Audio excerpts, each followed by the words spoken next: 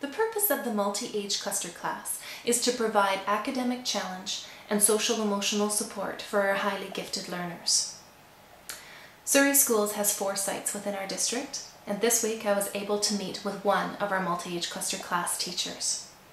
Through the questions and answers that we pose, we hope that this will help to provide further understanding of how we as a district strive to meet the needs of our high-ability students.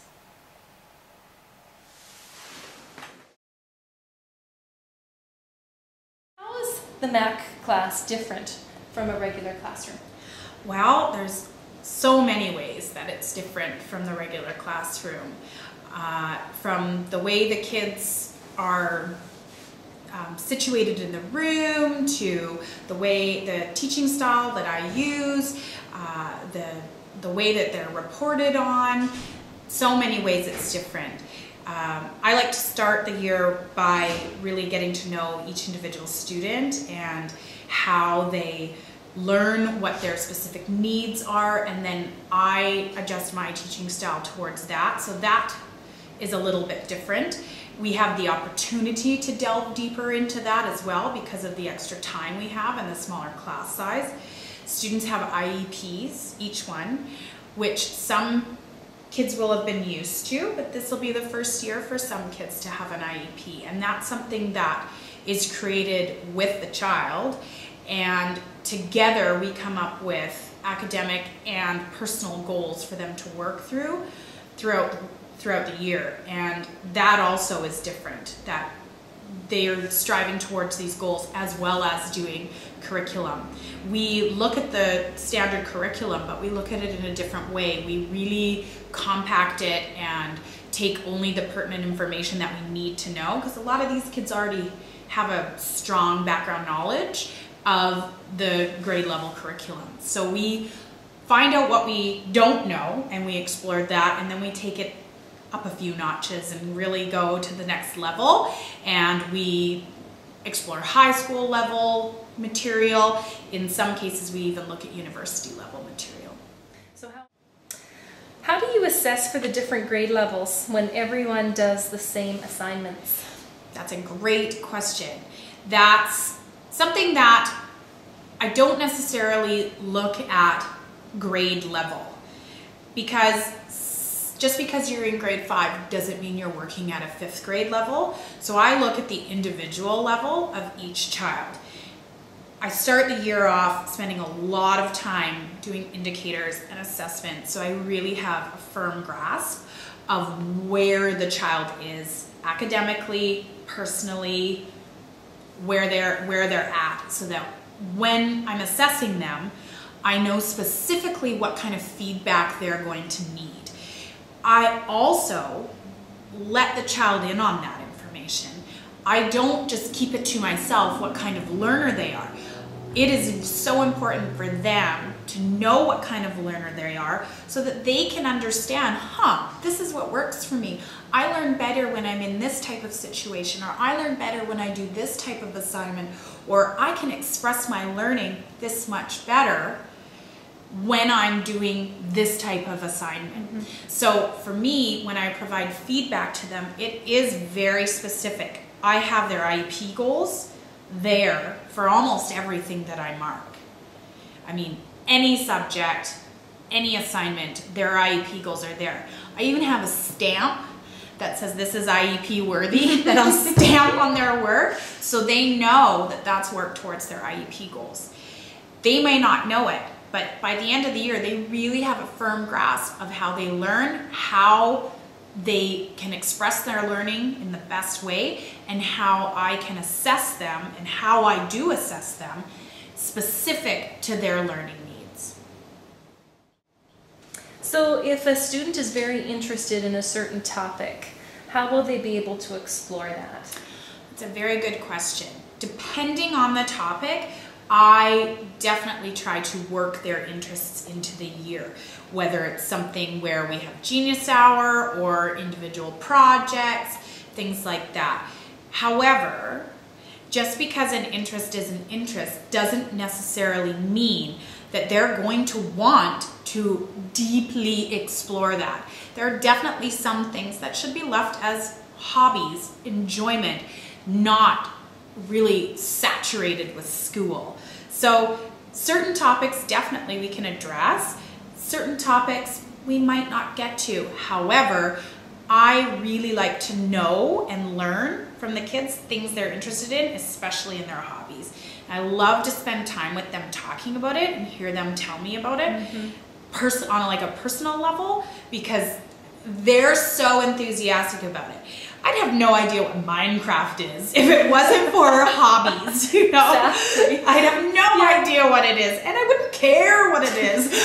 But I really care about it now, and I mean, it's because I like to build a relationship with the kids and show an interest in what they're doing, especially if we can't work it into the year. Yeah. Oh, isn't that true? So if a student has difficulty with a concept or just an area of being, how will you address that for him or her? I think it's really important for kids to kind of become aware of their strengths and their struggles, because if we keep glossing over areas where they may have difficulty, they aren't going to be able to feel that sense of accomplishment when they go past it. So most often, one of the things that I have parents ask me is, my child's not very good at making friends. How are you going to help them? Well, just being in the room itself and being with other like-minded people is such a huge, huge thing for a lot of these kids. Someone in the class does well, that's a reflection on all of us. Why? Because all of our support got them there in the first place. So we definitely support each other. We look after each other. I really try hard to make sure that those kids in that room have a normal elementary school experience, in that we do PE, we go outside and play, we do goofy things. It's so important for kids to be kids and have that opportunity, even if they have that higher level thinking. Because just because you're 9 and think at a 12th grade level doesn't mean you still don't like to just run around outside and play cops and robbers. Yeah. You know, so we really try. Okay.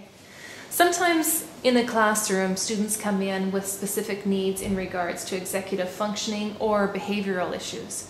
So how are those kind of just highlighted by you, and what can you do to support that student? I like to use something called a cognitive behavioral analysis to look at behavioral issues. It was developed to help children with autism become aware of how their behavior affects other people, and in so affecting other people, how that then turns around and affects them. So that's a model I like to use, where together as a class, we will look specific. If I find we're having some issues with behavior, and it's not specific to one child, we often get to a certain point in the year where everybody's a little crazy and they just get a little bit wild, and we have to sit down and talk about, okay, what's happening?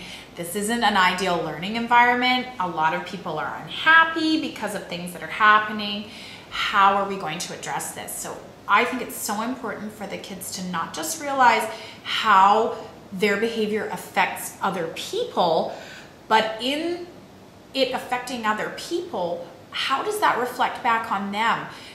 Oftentimes kids are, and some kids are just not interested in how their behavior affects other people.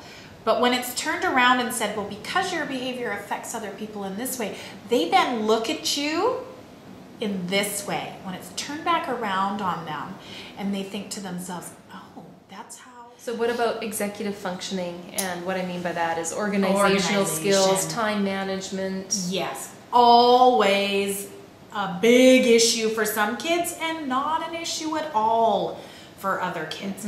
It really is the type of kid that will have issues with organization, study habits, things like that. That's something that I like to look into, and part of my beginning of the year assessments and indicators gives me a pretty good inkling of who's going to struggle with executive functioning throughout the year.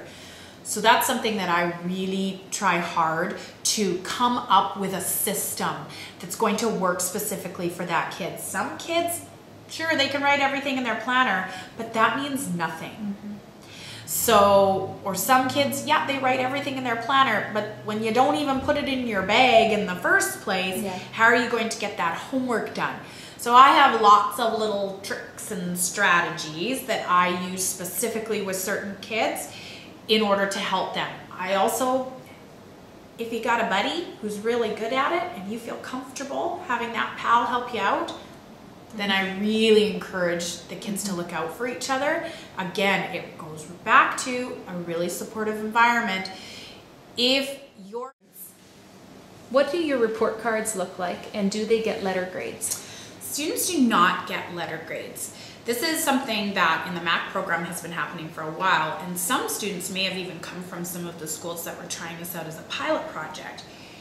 It's very important that when you're working towards an individualized IEP, a letter grade really isn't going to express your progress. I say to the kids when they get a little bit upset about not having letter grades, I say, you know, a letter grade tells you how you did. It doesn't tell you how you can do better. It tells you you did well for this term, but it doesn't tell you these are the things you need to do to keep going and improve even more. You've worked really hard, you now need to keep going with this and take it to the next level. So all the reporting is anecdotal. Each child gets their own individualized comment on each subject, and it's all specific towards the IEP. So even if a student, in a student's IEP, a certain subject doesn't directly work towards that IEP, they still get an individualized anecdotal comment that will tell them, this is how great you've done, these specific assignments were fantastic, you need to keep working at this pace, and these are the ways you're going to do it. These are the supports that are going to be available to you in order to do that.